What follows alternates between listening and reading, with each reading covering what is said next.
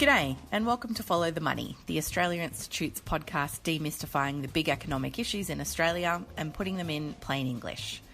I'm Ebony Bennett, Deputy Director at the Australia Institute, and I'm coming to you right now from my kitchen table, where I'm fortunate enough to be working from home as we all try and navigate how to keep ourselves and our loved ones safe and healthy during this public health crisis. It's really quite hard to fathom just how quickly things have changed in Australia and across the world in response to coronavirus. We're not going to talk to you about the health response to coronavirus. I suggest you check health.gov.au or listen to the ABC's excellent Coronacast podcast for that kind of analysis. But here at Follow the Money, we do try and demystify the big economic issues, and it does not get much bigger than a global pandemic. In a few short weeks, the government has gone from hardly being able to say the words economic stimulus and promising a surplus in the May budget to an Australian economy that's going into recession and that requires enormous fiscal measures in response, with hundreds of thousands of people potentially losing their jobs. So to explain this all in plain English, I'm joined by our Chief Economist, Richard Dennis. G'day, Richard. G'day, Eb. So, Richard, we're really in uncharted territory here. Just how big is the economic impact of coronavirus going to be? The economic impacts are enormous. They are as enormous as any shock the Australian economy has seen since World War II, and arguably it's a bigger economic shock than that. Because what happens in a war is there's enormous government demand for people and for production. And what we're seeing in Australia at the moment is, rightly, the deliberate shutdown of enormous parts of our economy. Rightly, the government has shut down most of our travel industry, nearly all of our tourism industry. We're seeing retail and cafes shut down, rightly, by a government trying to respond to a health crisis. And at the same time, it's doing what people are calling stimulating the economy. But we have to understand that it's crushing the economy, rightly, by shutting down far more than it's currently stimulating. We've never been through a period where government policy has been used to shut down so many parts of the economy at the same time for what's likely to be quite a long time. Just how different is this going to be from a regular recession? Apart from those shutdowns, what are the kinds of immediate implications for people? Well, it's interesting that you can think about someone getting the symptoms of a mild cold and someone getting the first stages of severe pneumonia. They might look the same at the beginning, but they're actually entirely different problems. What we're experiencing now might look like a cyclical downturn, the kind of beginning of a recession that some of us have been unlucky enough to see before. But just because it looks like a cyclical downturn, just because it looks a bit like a normal recession at the beginning, doesn't mean that what we're going through is anything like something we've been through before. Recessions usually last 1 or 2 quarters. If we're very lucky, the government will be crushing huge parts of economic activity for only 2 or 3 quarters. We've never tried this before. It's always hard for economies to come out of recession, but the longer they've been in them, typically the slower they are to come out of them. So this is not a cyclical downturn. This is enormous parts of our economic activity being deliberately crushed. No one knows how long we'll have to keep it suppressed for, because we don't know how long the coronavirus epidemic will last, and no one knows how quickly we'll be able to try and resuscitate that economy when we've finished crushing it. But to say this is unprecedented is an understatement. It's like saying getting hit by a meteor is unprecedented. And so just can you give us some idea of the scale? We've obviously seen the huge lines of people already lined up at Centrelink who've either lost their job or, as many shifts as would normally, allow them to make ends meet. Just how big is this going to be for people? Well, and for the economy? Yeah, well, quite literally, no one knows. But what do we know? We know that the tourism sector employs around 650,000 people, and we've shut our borders to all foreign tourists, and we've told all Australians not to travel unnecessarily. So, step one, we've just wiped out the entire tourism industry. Again, 650,000 people. We've heard for years that mining coal is the backbone of our economy. Well, there's 50,000 people working coal mining, and by deliberate government decision, we've just shut down an industry that employs 650,000 people.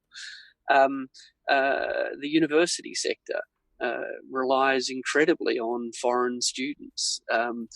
And those foreign students don't just come to Australia and pay money to the uni. They live in Australia and spend money in our shops, and they go on lots of holidays. All of those foreign students, even if some of them can be taught online, none of them will be spending money in the local economy the way they would. Millions of people, literally millions of people, work in restaurants, cafes, hotels, and retail outlets. And so nobody knows what percentage of our entire retail workforce or our entire restaurant and cafe industry are about to lose their jobs. It won't be all of them. Some retail is obviously essential and will stay open.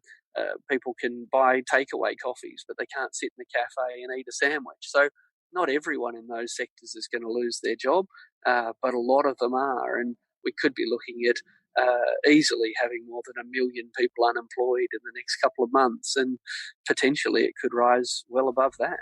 What has been the government's response to this? Can you take us through a few elements of its economic and fiscal response? Look, its main response has been to have 2 so-called stimulus packages so far. There's some good stuff in there. They've finally significantly increased unemployment benefits, doubled them. That's great. Interestingly, in doubling them, they're now back in real terms to about what they were when John Howard was Prime Minister. But, credit where credit's due. That's the first big increase in unemployment benefits in years. And sadly, a lot of people are going to rely very heavily on that benefit.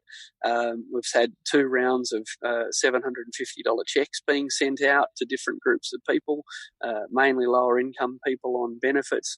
So that's money out the door quickly, and that's good.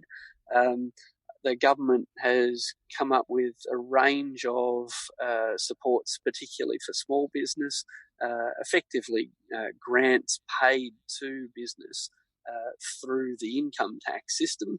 Businesses will collect income tax from their employees, as they always have, but they'll be able to hang on to some of that tax for themselves. Now, that's a quick way to get money into the bank accounts of business, and that's good. But around the world, other countries have probably come up with more creative and effective ways of linking the support to business to the ongoing employment of their staff. So we'll have to see what happens in the 3rd and 4th and 5th round of the government's response. So far, credit to them for putting some money out there quickly. I don't think it's been that well designed, but it is quick. The government was slow to act last year. The economy was weak coming into this year because they refused to talk about stimulus. But since the coronavirus has hit, they have been quick in getting some money out the door. But I don't think it's nearly enough. The government is telling everybody that there's a combined $189 billion worth of stimulus from the government and from the Reserve Bank. I'm choosing my words carefully here. As an economist, it's just meaningless and silly for the government to combine the decisions the Reserve Bank is making through monetary policy and just sort of adding them to how much money the government is spending. And for those of us who aren't economists, why is that? Because the two effects work entirely differently. And, we often say you can't add apples and oranges. Well, this is like adding apples and puppies. The two numbers just have nothing to do with each other. The Reserve Bank has bought $100 billion worth of bonds off the private banks. What that means is that private banks have got $100 billion more in cash reserves, and the Reserve Bank now owns some bonds that the private banks used to have. So it's basically the Reserve Bank has swapped one kind of asset for another kind of asset. That's good. That helps the banks to lend something. But to compare that and then to add that to the 40 or so billion dollars that the federal government's spending now is just silly. So I don't know why the government would be exaggerating the size of its fiscal stimulus or its stimulus package. They're saying 189 billion is nearly 10% of GDP, and that makes ours bigger than New Zealand's. It's just silly. Our fiscal stimulus is closer to 1% of GDP than to 10%. That's small. We know there's a third and a fourth and a fifth round coming. So if that gets out the door quick, that's great. But at the moment, the government isn't actually spending, I think, nearly enough money and not undertaking nearly enough big economic activities to come close to filling the hole that the deliberate shutdown of tourism and retail and so many other industries is going to cause. And so, Richard, going back to the lines at Centrelink, there's obviously a lot of people who found themselves almost immediately without employment over the last couple of weeks. So it's good news that the government has finally doubled the amount of New Start, which is about to be rebadged as the job seeker payment, perhaps ironically titled Heading into an Enormous Recession. But that money isn't actually going to flow to most people until the end of April. Is that soon enough? No, it's not soon enough. There's a human tragedy element to this, and that is a lot of people have seen their income dry up instantly, and those people need money in the bank this week to buy groceries and pay rent. The last thing people who've lost their jobs need to worry about is managing cash flow for the next couple of weeks while the government sits on the money. So it's, from a human point of view, it's a terrible decision, and from an economic point of view, it's a terrible decision. Go early, go hard, go households are not bad sort of rules of thumb for designing the early stages of this stimulus. There's no point announcing these things rapidly and then dribbling the money out slowly. So at a human level, it's cruel, and at an economy-wide level, it's ineffective. That money needs to hit people's accounts fast. That's kind of the short term, as we're immediately going through the beginning stages of what could potentially be going on for months. But you've already alluded to the fact that this isn't going to be the last of the type of fiscal measures that we see, that we're likely to see much more government spending in the future. So if this isn't the last of it, what kinds of things can we expect to see, and what would you be advising the government to be doing in its future stimulus? Like, where are we headed? Look, the government has to abandon the idea that they're responding to a short-term cyclical downturn, and they need to abandon the rhetoric of, this needs to be temporary and targeted. This is a problem the likes of which we've never seen. The economic problem that we're talking about is rightly being caused by the government itself. It's the government that's crushing economic activity in big and important sectors of our economy. So the government has to step in and create as many jobs and as much economic activity, hopefully almost as much as it crushes out of those other sectors. The government needs to create those new jobs doing different things as quickly as possible. Otherwise, the social and the economic cost of people being idle for 6 or 12 months will be enormous. So I'll give you an example. Those queues we saw yesterday reflect the massive lack of people who currently work at Centrelink to help people in times like this. The first thing the government should have done weeks ago is actually employ thousands of extra people to help provide services to citizens. Weeks ago, they should have been planning for a big, expensive and medium-term employment of additional staff in our welfare sector straight away. Obviously, the same is true for health. Our health workforce is going to be exhausted in 6 months' time. In the next 2 months, as the peak of this virus approaches, we need to employ thousands, possibly tens of thousands of extra people in the health sector, most of whom will not be able to do anything like intensive care doctoring or intensive care nursing. But every task that new staff can take off the hands of existing nurses and those who already have some useful skills in the hospitals, the quicker we can take the load and tasks off those people, the more time those people will have to help us when we show up in hospital in desperate need of care. So the government needs to employ thousands, possibly tens of thousands, effectively of allied health workers. And of course, we know that Qantas has just laid off 20,000 people, many of whom have first aid qualifications, many of whom have been trained to work in emergency situations. The government has to think very creatively and very quickly about engaging huge numbers of people to come and perform important tasks.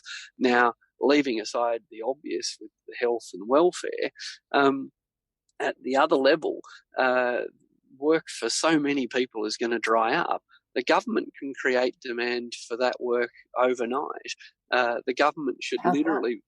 the government should be literally employing tens of thousands of people to go and work on small community projects that need doing now.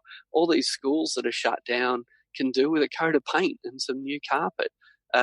There's public buildings, there's public toilets, there's community buildings, there's town halls. All of these things could do with some maintenance that's probably been put off. The federal governments and the state governments need to step in right now and bring forward the next 5 years of scheduled maintenance and do everything they can to literally create jobs for people who would otherwise lay idle. Similarly, while households will probably be hanging onto their cash and putting off installing things like new solar panels or efficient hot water systems in their houses, every school in the country, every town hall in the country should be getting those investments right now. We know there's a workforce that can do it. What's going to be missing is the demand for those activities. The public sector can create that demand overnight. I guess that's a bit of a hard shift in their outlook on things for a government that tends to go for small government and fewer public service jobs, but hopefully they'll get that message. But just finally, Richard, looking back to the Great Depression and the post-war period where we have had huge economic disruptions, some enormously beneficial things came out of that, like the NHS in Britain and free universal healthcare. It's not necessary that we're going to come out of this, without some tangible benefits if we do it right. Is that right? Oh, absolutely. As many people have heard me say over the years, Australia's coast is full of beautiful Art Deco ocean baths. And the reason they're Art Deco is because in the middle of the Great Depression, state governments and local governments went and built beautiful pieces of public infrastructure that provide benefits nearly a century later, which interestingly enough are free to get into. Nearly 100 years ago, we knew exactly what to do in times like these. And yes, there is an enormous opportunity for the government here to not just create meaningful work and the income that people need to get through this crisis. The government can literally create assets that will last not just for decades, but for a century or more. The capacity to do that is sitting right in front of us. the idea is nearly 100 years old. We know what to do. But as you said, this is a government that's prided itself on saying, well, I think we should leave it to the market. Well, everyone's a Keynesian in a crisis, but some forms of Keynesianism deliver much better benefits than others. If all we do is cut taxes and post out checks to people, yes, that's better than doing nothing, but it's not nearly as good as spending the money creating jobs in the short term that give us solar panels, public buildings, and indeed beautiful pieces of infrastructure that can last for decades to come. We know what to do. We just have to choose to do it. And Richard, I did say that was my final question, but you've just reminded me of one last one. I mean, how much has the past decades of neoliberalism set us up poorly to meet a crisis of this magnitude? Terribly. I mean, if the best thing to do for a crisis is to prepare, and neoliberalism has trained us to do the opposite of that. Sadly, people have been queuing in Centrelink offices for years and spending hours trying to get through to operators. Centrelink, unfortunately, has provided terrible service to our most vulnerable people for years. Now middle-class people are discovering not just how cruel, but how inefficient that is. Similarly, our hospitals are stripped down to such bare-bones capacity. We just haven't increased things like intensive care beds nearly as fast as our population has grown. And every winter, our hospitals come under enormous strain. And that idea of the less money we spend, somehow the more efficient we are, that idea hasn't just permeated our health sector and our welfare sector, but so much of our preparedness. So unfortunately, neoliberalism has made us vulnerable and weak, and that's going to in part determine how bad the symptoms of this disease will be. And sadly, the worst evidence for that is the United States, which has the most privatized health system in the developed world, and a terrible welfare safety net, and terrible conditions for its casual workforce and its workforce more generally. And I think the US dose of coronavirus is going to be far more brutal than in most other countries. And a large part of that will be because of the neoliberal design principles that sit at the heart of what we call the safety net, but actually what health services and welfare services and transport services and emergency services are. It's not a safety net. They're the heart of not just a country and a culture. They're the heart of the economy, sadly, as we're about to discover. Well, we might leave it there. Thank you so much for your time, Richard. Thank you. So this has been a special episode of Follow the Money, and we're aiming to bring you shorter but more frequent episodes during this pandemic, so please stay tuned. This episode was recorded on Tuesday the 24th of March 2020, and things may have changed since then.